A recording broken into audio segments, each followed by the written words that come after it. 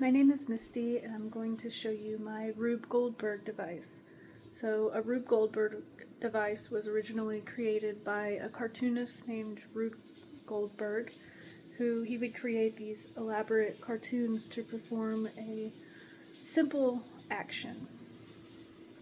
This is my device, and it is going to take a selfie of me while I'm sitting there.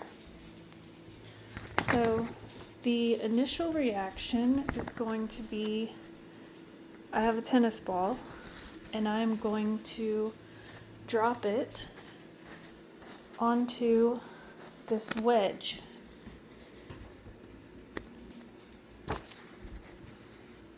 So a tennis ball falling on an object relates to the conservation of momentum, because all of the energy from the falling ball will be then transferred to the wedge, and the momentum gained by the wedge will be equal to the momentum lost by the ball. The ball falling on the wedge is related to the conservation of energy, as the total energy of the reaction remains constant. The energy is only being converted into different kinds of energy. As the ball falls, its gravitational potential energy will be converted into kinetic energy, which will move everything. The collision is not perfectly elastic because the ball will not bounce back up to its original height, but it will transfer some of its energy to the wedge and some to the surrounding objects. So the first actual reaction of my project would be the wedge will react to the ball falling on it. So for the wedge, I just used a wooden block from a toy, and it will push this second tennis ball, and the wedge will be converting vertical momentum from the falling ball to horizontal momentum, which will push this ball horizontally from its stationary location. So the horizontal momentum of the wedge and the ball will balance each other because the wedge will be pushing the ball. Through the conservation of energy, the energy of the ball falling is transferred to the wedge, which then pushes the ball, and some of the energy will be lost due to deformation and friction, but there should still be enough to move this second tennis ball from its stationary location. The second reaction will be when this second tennis ball rolls down this inclined plane that I have created from cardboard. As the ball rolls, it will have translational kinetic energy due to the ball's straight line motion down the inclined plane,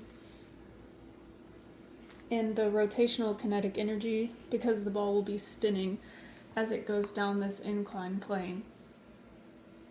The energy going into the rotation will decrease the final translational velocity versus if the ball were just sliding down instead of rolling down. As for the conservation of momentum, the external forces like gravity, the normal force, and static friction will affect the linear momentum as the ball falls down the slope.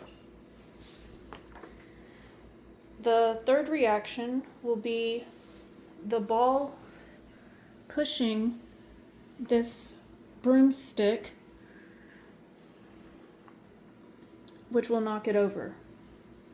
The ball will slow down after hitting the broom handle because some of the momentum will be transferred to the broom instead of the ball just rolling off the chair. Since it is impossible for me to get the ball to hit the broom directly in the center, the broom will rotate, which is rotational motion, after it's pushed. It will also create horizontal motion as it falls over. The kinetic energy in this reaction is not conserved because it is not inelastic. So the fourth reaction will be the falling broom will pull these scissors closed. There's a string attached to the broom and to the scissors. The scissors are just being held down by a piece of wood, which is on the table, and some weights, which will weigh down everything and keep the scissors from moving.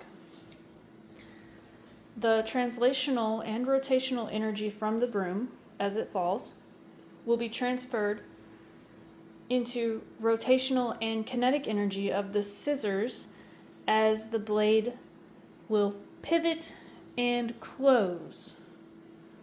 The rope, which will be taut after the broom falls, will give tension, which will overcome the scissors' pivot tension here. The linear momentum is not conserved here because the external forces acting on the broom. The momentum of the broom will increase as it accelerates downward, and the friction of the scissors creates a torque that affects the angular momentum. The fifth reaction will be the scissors cutting a string attached to a pulley. The string is very tiny. Before the scissors cut the rope, there is tension holding the rope taut, as you can kind of see.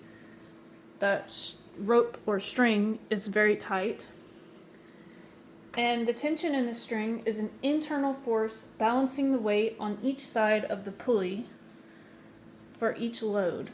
There's a load here, and there's a load here, hanging off the table. Each load is just 2 bouncy balls. So the pulley splits this tension on both sides equally. After the scissors cut the rope, the force T, tension, on the suspended ball will drop to 0 on both sides, as you can imagine, because this will not be attached anymore. The balanced potential energy will convert into kinetic energy. Everything will be moving again. And the gravitational potential energy of the balls on both sides is converted into translational kinetic energy, as this will start to move. So the next reaction will be the ball, which is attached to the pulley after it is cut, will swing forward on this pendulum swing that I made from straws and hot glue. And as the tension is released, these 2 balls will swing forward in a pendulum-like motion. I tried to use a straw to decrease tension to help the pendulum have more force. So the maximum gravitational potential energy is at the highest point of the swing where the ball is held. So at this point right here. And the maximum kinetic energy will be when the ball hits the lowest point of the pendulum, because that is where your height will be 0. So right when it hits right at the bottom. And the potential energy at that point at the bottom will also be 0 and its speed, the speed of the pendulum, will be at its maximum. The linear momentum here is not conserved as the external forces of gravity and tension act on it. The ball's momentum will constantly be changing. The next reaction, the 7th reaction, will be when this ball hits this book. This book will domino effect with the other books, and they will all fall over, and they'll knock each other over in a row. Domino effect. The initial impact of the ball hitting the first book is an inelastic collision. The ball will transfer some of its linear momentum to the first book, causing the book's center of mass to gain a linear velocity. The ball's velocity will decrease after the collision. Since the ball hits the book off-center, it will cause the book to have moment and rotate. The book falling on the other books results in a chain reaction by the release of gravitational potential energy. As each book moves past its center of mass, its potential energy is converted into kinetic energy. There is enough energy transferred from each book to the next to knock down the following one. The 8th reaction will be the book pushing over a roll of paper towels. And the roll of paper towels will roll into the floor. So the linear momentum of this book is transferred to the roll. The roll will also gain some angular momentum because it's being struck off-center on the very edge. As the roll rolls away and falls off the table, it'll roll off the table. There's static friction from the rolling and from gravity. The motion transfers into projectile motion. Imagine this falling on the floor with rotation as it falls. As the roll falls, the gravitational potential energy will convert to translational kinetic energy. The linear momentum is not conserved after it leaves the table due to gravity. The roll will increase in speed after it leaves the table. So the next reaction will be the scrub brush hinging on this fulcrum here. This is just made of cardboard and rubber bands, and those nails are just to keep it in line so it stays in the correct direction. The scrub brush will be a lever which will eventually press the space bar on my computer, which will take a picture. As the weight of the paper towel is removed from one side of the lever, the weight of the handle of the brush will rotate about the fulcrum or pivot point. The angular momentum is not conserved because gravity will create torque about the fulcrum. Since the torque is not equal on both sides, that side is heavier. It's also longer over there. The handle will accelerate rotationally and its angular momentum will change. As the roll is removed from one side of the lever, the potential energy is transformed into rotational kinetic energy. The final action will be when the handle pushes the space bar to take the picture.